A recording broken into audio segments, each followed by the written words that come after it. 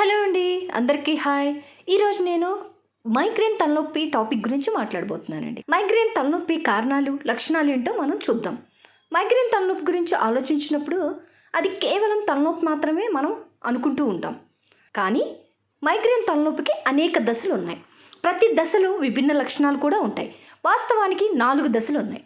ప్రతి దశను దాటలేరు, కానీ కొంతమంది వ్యక్తులు మొదటి దశను దాటగలరు. మొదటి దశను ప్రోడోమ్ అని పిలుస్తారు. రెండవ దశ ఆరా ఫేజ్, మూడవ దశ అనేది అసలు మైగ్రేన్ తలనొప్పి అనమాట. ఆపై 4వ దశ పోస్ట్ ట్రోమ్. మొదటి దశ ప్రోడోమ్ గురించి మాట్లాడుకుందాం. మైగ్రేన్ తలనొప్పిని అనుభవించే రోగుల్లో దాదాపు 3/4 మంది ప్రోడోమ్ను అనుభవిస్తారు. ప్రోడోమ్ దశలో కొన్ని లక్షణాల్లో మొదటిగా ఆవలించడం ప్రధాన లక్షణం. ప్రోడోమ్ని అనుభవించే వారిలో 3/4 మంది రోగులు ఆవలింత అనుభవిస్తూ ఉంటారు.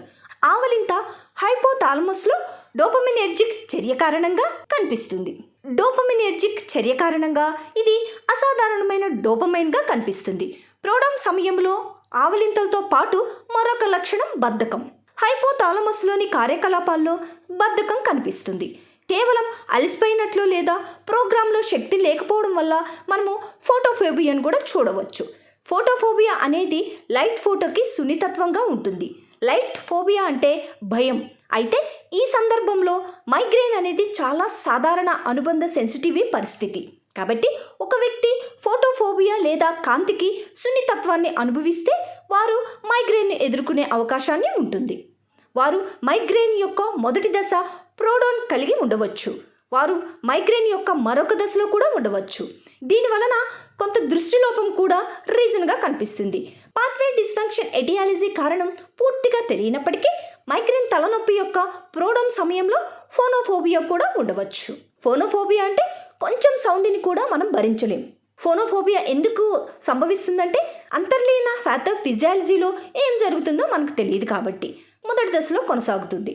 దానివల్ల ఆహార కోరికలను ఎక్కువగా కలిగి ఉంటారు. ఇది మళ్ళీ హైపోథాలమస్లో అసాధారణమైన డోపామినెర్జిక్ కార్యకలాపాలకు సంబంధించినది కావచ్చు.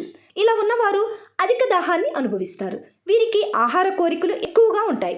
ఎందుకు ఎక్కువగా కలిగి ఉంటారంటే మెకానిజంకి సంబంధించిన విధానం అలాగే ఉంటుంది. అలాగే కొన్ని కోల్డ్ సెన్సిటివిటీ సమస్యలు కూడా కలిగి ఉంటారు.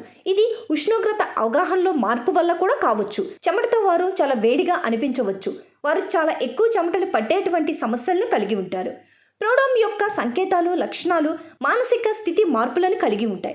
కాబట్టి వారు సంతోషంగా మరియు విచారంగా కూడా ఉండలేరు. వారు మూడ్లో వేగవంతమైన మార్పులతో కోపంగా ఉంటారు మరియు అవి శక్తి స్థాయిల్లో మార్పులతో కూడా సమస్యలను కలిగి ఉంటారు. కాబట్టి వారు చాలా అలసిపోతారు, కానీ వారు చాలా శక్తివంతంగా మరియు చంచలమైన అనుభూతిని కలిగి ఉంటారు. అలాగే ఇప్పుడు రెండవ దశను చూద్దాం. మైగ్రేన్ తలనొప్పితో బాధపడే రోగులలో 4/1 మంది ఆరా అనగా ఒక విధంగా లైట్ అని అనుభవిస్తారు. కాబట్టి మైగ్రేన్ తలనొప్పి యొక్క ఆరా అనేక విభిన్న సబ్ వేరియేషన్స్ని కలిగి ఉంటుంది. అవన్నీ వ్యక్తుల అవగాహనలో మార్పులే. ఆరాని కలిగి ఉన్నవారు లేదా అనుభవం ఉన్నవారు దృశ్యమాన అసాధారణతలు లేదా దృశ్యమాన మార్పులను కలిగి ఉంటారు. అంటే చూపులో ప్రాబ్లమ్స్ ఉంటాయి. వీటిలో మెరుస్తున్న స్కోటోమా కూడా ఉంటుంది. ఇది వారి దృష్టిలో వక్రీకరణను వివరించడానికి ఉపయోగించే పదం.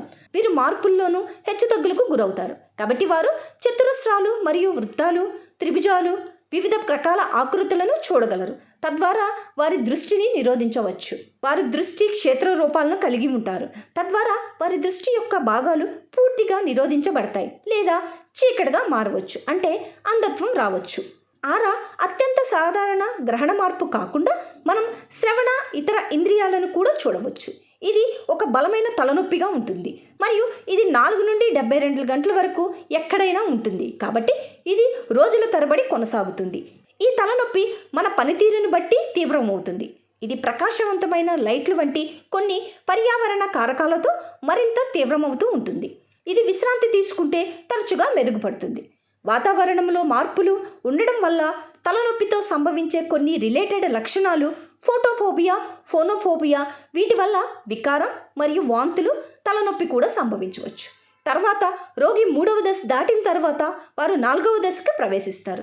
ఇది పోస్ట్డ్రమ్ తలనొప్పి పూర్తయిన తర్వాత 24 గంటల వరకు ఉంటుంది.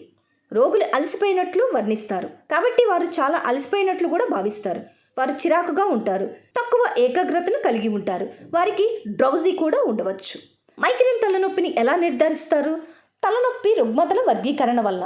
కాబట్టి ఆరా లేదా మైగ్రేన్కు సంబంధించి రోగికి కనీసం 5 అటాక్స్ ఉంటాయి. 72 గంటల వరకు ప్రత్యేకించి ఆ తలనొప్పికి చికిత్స చేయకపోతే దానంతట అదే తగ్గిపోవచ్చు. తలపై ఒకవైపు వన్ సైడ్ ఉంటే పల్సలైట్ లేదా థ్రోబింగ్ నేచర్ తలనొప్పితో సహా తలనొప్పిని తగ్గించవచ్చు. శారీరక శ్రమ వల్ల తలనొప్పి తీవ్రమవుతుంది లేదా రోగి రోజు చేసే పనికి దూరంగా ఉండేలా చేస్తుంది. తలనొప్పి ఒక మోస్తరు నుండి చాలా తీవ్రతతో ఉంటుంది. ఈ తలనొప్పి వల్ల వికారం మరియు వాంతులు లేదా ఫోనోఫోబియాలో సంభవిస్తుంది. కాబట్టి మళ్ళీ మనకి రెస్ట్ తీసుకోవడానికి సమయం అవసరం. మైగ్రేన్ ఉన్నవారు కనీసం 3 నెలల పాటు, నెలకి కనీసం 15 రోజుల పాటు ఆ తలనొప్పి లక్షణాలను అనుభవించవలసి ఉంటుంది. మైగ్రేన్ తలనొప్పిని నిర్ధారించేటప్పుడు కొన్ని ఇతర పరిగణనలు ఉన్నాయి. వీటిలో రెడ్ ఫ్లాగ్ సంకేతాలు మరియు లక్షణాలు ఉంటే ఎన్యూరో ఇమేజింగ్ అవసరమా లేదా అనే దానిని కలిగి ఉంటారు. మైగ్రేన్ తలనొప్పికి చికిత్స తరచుగా జీవనశైలి మార్పుతో ప్రారంభమవుతుంది. కాబట్టి ట్రిగ్గర్లను గుర్తించడం, నివారించడం తరచుగా రోగులకు సాధారణ శారీరక ఎక్సర్సైజ్ చాలా ముఖ్యం. కాబట్టి మైగ్రేన్ తలనొప్పికి చికిత్స తరచుగా జీవనశైలి మార్పులతో ప్రారంభమవుతుంది. కాబట్టి ట్రిగ్గర్లను గుర్తించడం, నివారించడం తరచుగా రోగులకు సాధారణ శారీరక ఎక్సర్సైజ్ చాలా ముఖ్యమైంది. కాబట్టి వారికి మైగ్రేన్ తలనొప్పి లేనప్పుడు సాధారణ శారీరక ఎక్సర్సైజ్ చాలా ముఖ్యమైంది. ఇది తలనొప్పిని తగ్గించడంలో సహాయపడుతుంది. భవిష్యత్తులో మైగ్రేన్ తలనొప్పి యొక్క సంభావ్యత మరియు తీవ్రత ఒత్తిడి కారణం వల్ల తలనొప్పికి కారణమవుతుంది. భవిష్యత్తులో మైగ్రేన్ తలనొప్పి యొక్క సంభావ్యత మరియు తీవ్రత ఒత్తిడి కారణం వల్ల తలనొప్పికి కారణమవుతుంది. అలాగే వైద్యులు మైగ్రేన్ తలనొప్పికి చికిత్స చేయవచ్చని అంటున్నారు. దీన్ని మేము బోర్డ్ ఆఫ్ థెరపీ అని పిలుస్తాము. అబార్టివ్ థెరపీ అనేది రోగికి మైగ్రేన్ తలనొప్పి ఉన్నప్పుడు ఇచ్చే చికిత్స. ఒక రోగి మైగ్రేన్ని ఎదుర్కొంటుంటే ఆ మైగ్రేన్ తలనొప్పిని అబార్ట్ చేయడానికి వికారం మరియు వాంతులు లేకుండా తేలికపాటి తలనొప్పి, తరచుగా ఎన్సైడ్స్ వంటి నాన్ స్టెరాయిడ్ యాంటీ ఇన్ఫ్లమేటరీలు, ఇబుప్రోఫెన్ లేదా Advil diclofenac and naproxen migraine తలనొప్పికి ఉపయోగించడం ముఖ్యం.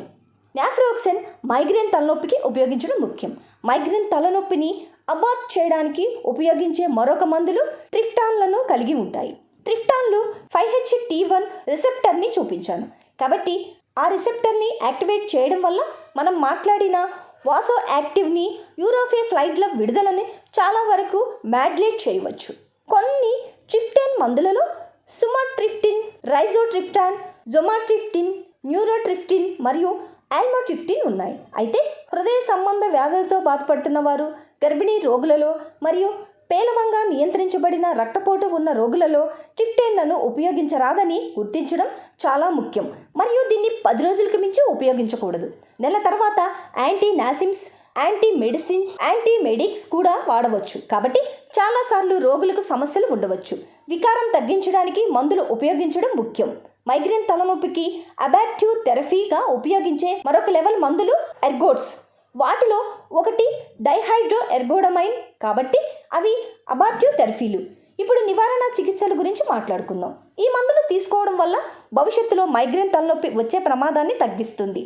హెమిఫ్లెజిక్ మరియు సీజనల్ మైగ్రేన్ల వంటి నిర్దిష్ట రకాల మైగ్రేన్ తలనొప్పి ఉన్నట్లయితే రోగికి ఎక్కువ లేదా చాలా కాలం పాటు తలనొప్పి ఉంటే ఈ క్రింది రకాల సందర్భాలలో నివారణ చికిత్సలు ఉపయోగించబడతాయి. బోర్డ్ ఆఫ్ థెరపీని ఉపయోగించడంలో వైరుధ్యం ఉంటే రోగి నివారణ చికిత్సను ఉపయోగించుకునే కొన్ని సందర్భాల్లో ఇవి చాలాసార్లు ఉంటాయి. ఈ నివారణ చికిత్సల్లో కొన్ని మెటోప్రోలోల్ మరియు ప్రొపనాల్ కాల్షియం ఛానల్ బ్లాకర్స్ వంటి బీటా బ్లాకర్లను కలిగి ఉంటాయి. వర్మాపిల్ లాగా కొన్ని యాంటీ డిప్రెసెంట్స్ వాడవచ్చు. అమిట్రిప్టిలైన్ మరియు కొన్ని సందర్భాల్లో యాంటీ కన్వలెంట్లను వాల్వ్ ప్రోయాక్టివ్ లాగా ఉపయోగించవచ్చు.